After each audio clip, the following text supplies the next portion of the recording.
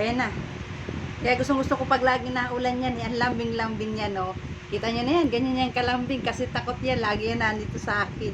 Kaya gusto ko yung mga pag naulan. Ayan, oh, takot yan, ganyan yan, oh. Oh, kita nyo na. Ganyan yan. Ang takot sa kidlat. Nangingilig ang aso sa kidlat. Hindi naman sila pwede magsama ni Mingming. Si Mingming ganun din. Kasi si Mingming nilagay ko lang sa kwarto ko para maging maayos ang ano niya. Yan. Sinasabi ko sa inyo eh. Ganyan yan. Paboritong place yan. Amoy yan. Kiligili ko ng aking alaga. Nak ko nak.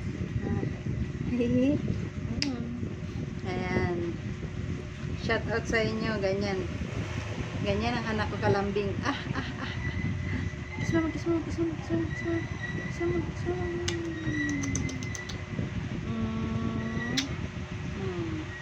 Diba ganyan, lambing-lambing na anak ko.